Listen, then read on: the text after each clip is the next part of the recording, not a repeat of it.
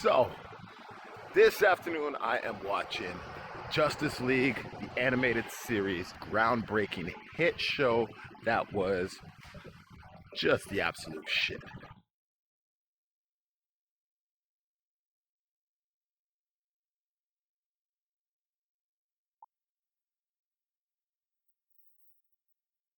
Definitely, without a doubt, one of my favorite properties ever to come out of DC. This is a show that was able to integrate the characters all without a hiccup. They made it all feel like everybody lived in that universe and it just all worked. Nobody ever questioned anything. So of course, that got me thinking about the colossal show that was the Justice League movie. My man. Now, I'm not going to go into exactly what it is that went wrong with the movie because honestly, there is like a million other videos talking about all of the various things that went wrong, but it just didn't turn out to be the big bombastic unite the seven that it should have been. I don't even think there were 7 people on screen. I don't know. It was a mess. But because the movie made money and because this is Hollywood, we are definitely bound to get a Justice League 2, which means that somewhere along the lines, we are going to have to be talking about what exactly it is that happened in that last movie and how we can improve it, how we can make it better. And that's where I got some ideas. So in the Justice League TV show, one of the later season episodes, there is a 4-parter about the invasion of the Thanagarians. Thanagarians are the people and the planet in which Hawkgirl comes from. It sets up really great drama. I mean, first off, they obviously do really well with the characters of Hawkgirl and Green Lantern, setting them up as a couple, setting them up as a kind of will they won't they at the beginning, straight up into a full-fledged, yeah, we're doing this, and then just completely blows the story out of left field with a full-scale invasion where, guess what, the worst thing that could ever happen to America and the rest of the world actually happened successfully. The aliens end up in a successful occupation of the entire planet. And I would love to see that on screen.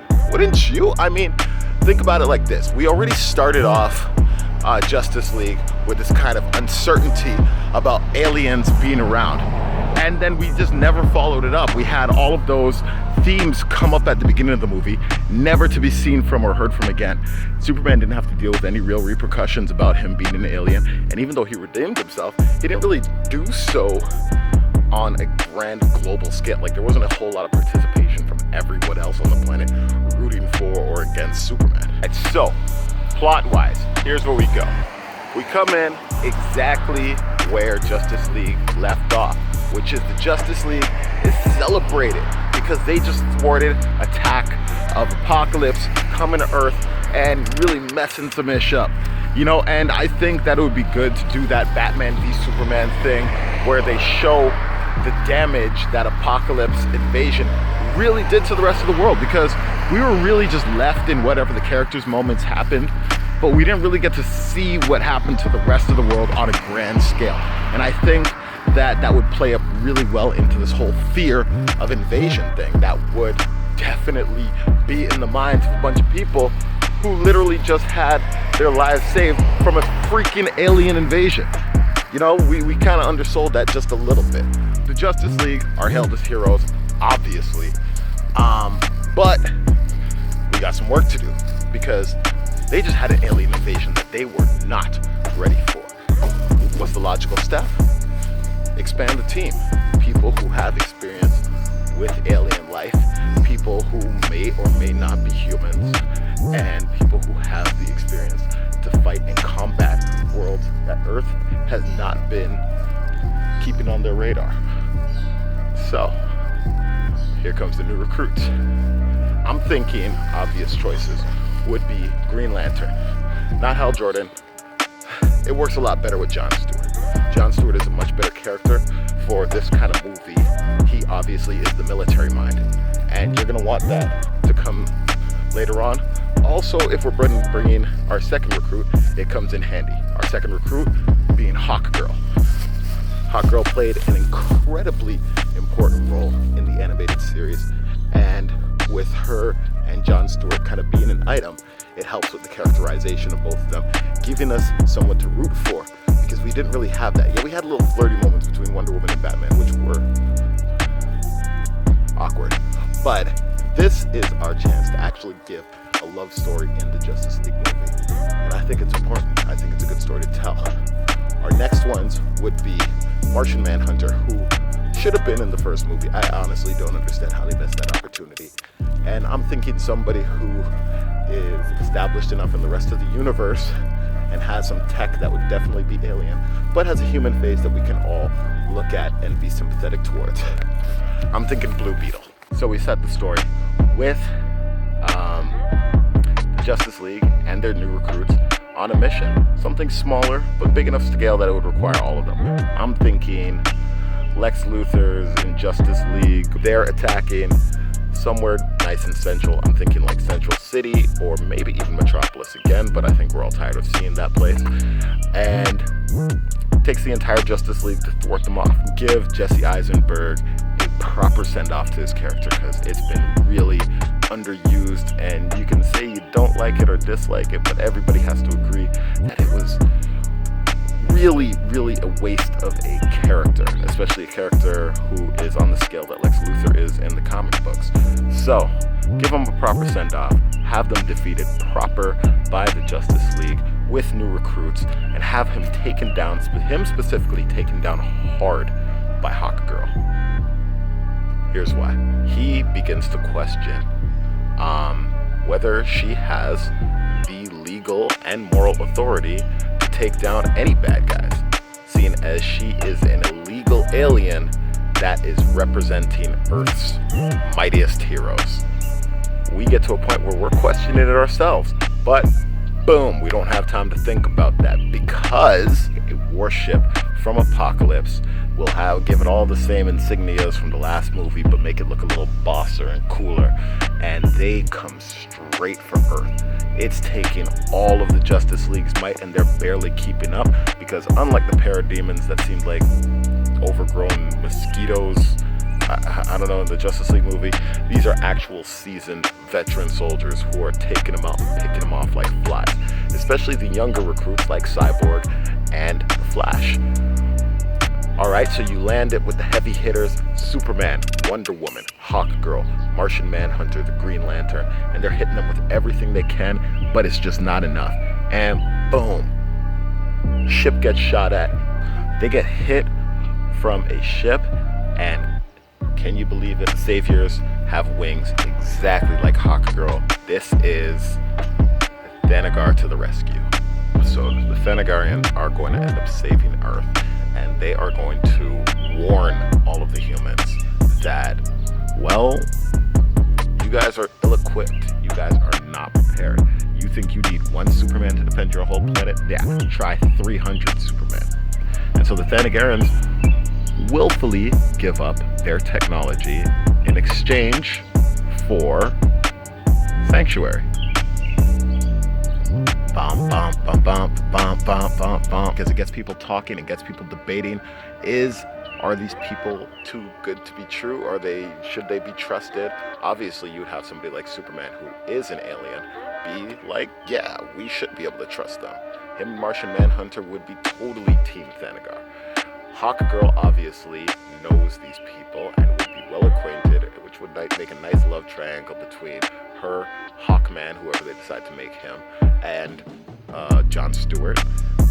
And of course you have the skeptics, which would be Cyborg, Batman, obviously, and of course, good old Wonder Woman.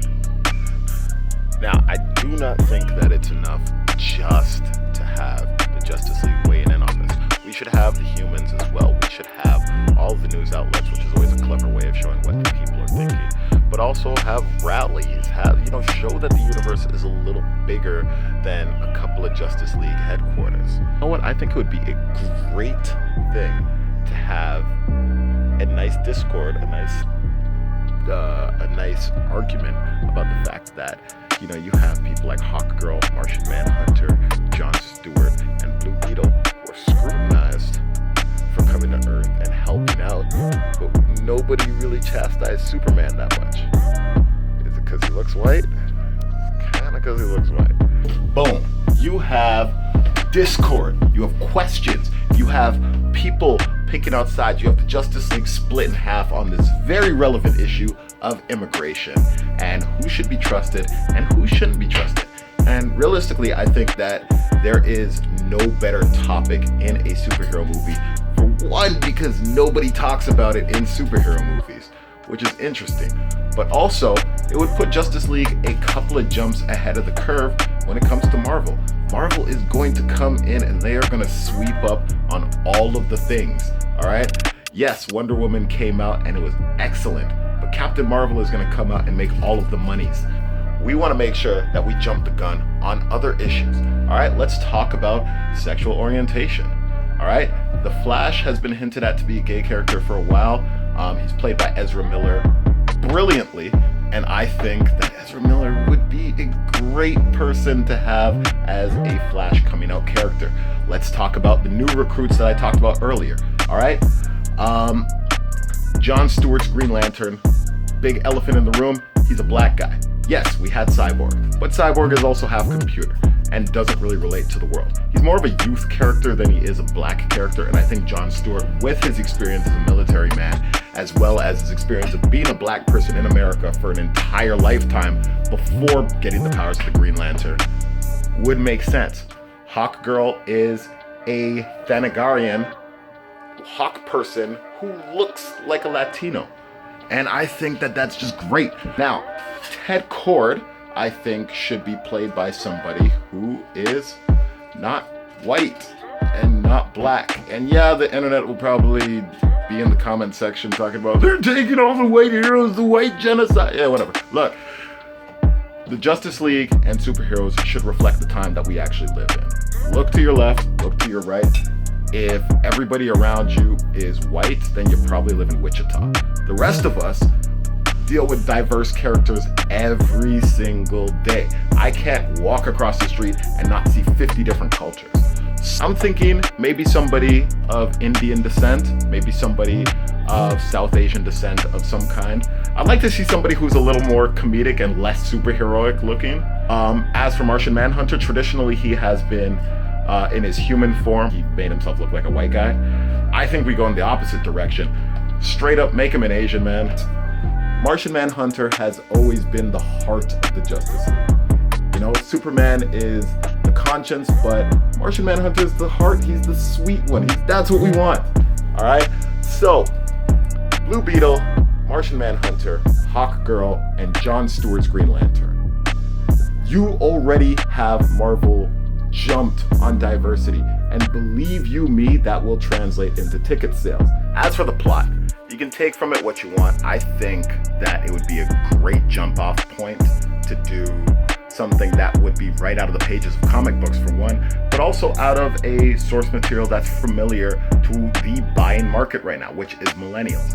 And the Justice League animated series was kind of the benchmark for what we consider to be the Justice League, whether fanboys in the comment sections hate it or not. And because, of course, this is a FanCastit episode, it wouldn't be really much of anything if I didn't actually cast the thing. So here we go. I'm thinking Daniel Day Kim as the Martian Manhunter. I'm thinking Cal Penn as Ted Kord, aka Blue Beetle. I would love it if DC could pony up some dough and get Rosario Dawson to play Hawkgirl. That is a position that she was born to play. And because I'm almost entirely certain the studio is going to go with it anyway, let's say Sterling K. Brown as Jon Stewart's Green Lantern. Those are my ideas. Let's talk about it in the comments section. And of course, I have been Marc from FanCastit. Check out our live videos, and I will see you